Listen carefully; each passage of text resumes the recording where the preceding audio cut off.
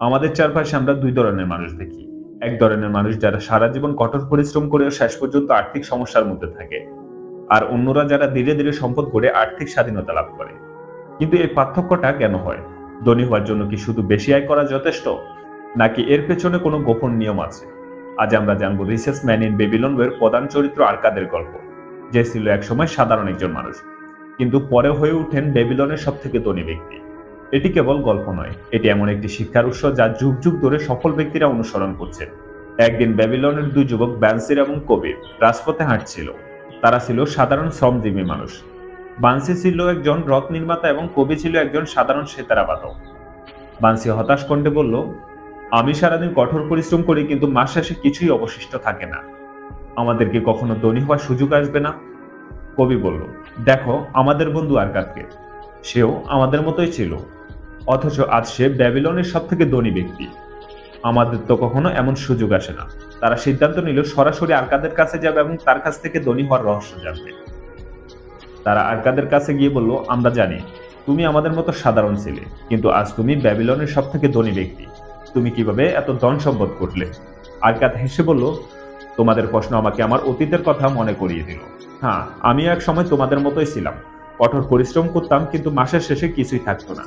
তবে আমি কিছু নিয়ম শিখেছিলাম, যা আমার জীবন বদলে দিয়েছে। একসময় আরকাদ একজন ধনী ব্যবসায়ীর জন্য খাতা লিখে দিত। তিনি খুব দক্ষতার সঙ্গে কাজ করতেন, কিন্তু তার আয় ছিল খুব কম। একদিন তিনি সে ব্যবসায়ীর কাছে জিজ্ঞেস করলেন, আপনার এত ধন সম্পদ কিভাবে এলো? ব্যবসায়ী উত্তর দিলেন, আমি আমার সম্পদ নিজেই গড়ে তুলেছি। তুমি যদি ধনী হতে চাও, তবে তোমাকে অর্থের নিয়ম শিখতে হবে। আরকাদ বললেন, আমি শিখতে চাই, আমাকে বলুন আমি কিভাবে ধনী হতে পারি। ব্যবসায়ী বললেন, প্রথমে শিখতে হবে নিজের জন্য অর্থ রাখার নিয়ম। আরকাদ জানতে চাইল, কিন্তু কিভাবে? ব্যবসায়ী বললেন, প্রতিবার যখন তুমি টাকা আয় করবে, অন্তত তার 10% নিজের জন্য রেখে দেবে। এটা কখনো খরচ করবে না। আরকাদ এই নিয়ম মেনে চলতে শুরু করলেও প্রথমে কঠিন লাগছিল, কারণ তার মনে হতো সব খরচ করতেই হবে।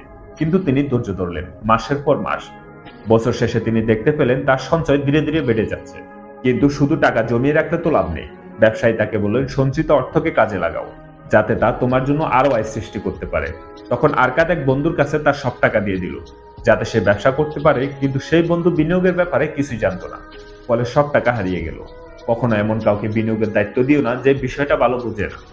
এই অভিজ্ঞতা থেকে শিক্ষা নিয়ে তিনি অভিজ্ঞ বিনিয়োগকারীর কাছ থেকে পরামর্শ নিতে লাগলেন। ধীরে ধীরে তার বিনিয়োগ বাড়তে লাগলো এবং সম্পদ খুব দ্রুত হারে বৃদ্ধি পেল। আরকাদ বললেন, আমার ধনী হওয়ার রহস্য খুব সহজ। 1, তুমি যা আয় করছো তার অন্তত 10% নিজের জন্য রেখে দাও। 2, সঞ্চিত অর্থকে বিনিয়োগ করো, যাতে সেটা তোমার হয়ে কাজ করে। 3, সঠিক জ্ঞান ছাড়া বিনিয়োগ করো না, সবসময় জ্ঞানী এবং সফল ব্যক্তিদের পরামর্শ নাও। 4, আর্থিক নিরাপত্তার জন্য অপ্রয়োজনীয় খরচ কমিয়ে দাও, শুধু প্রয়োজনীয় জিনিসে ব্যয় করো।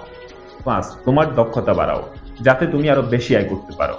তিনি আরো বললেন, এই নিয়মগুলো অনুসরণ করেই আমি ধনী হয়েছি, তুমিও হতে পারবে।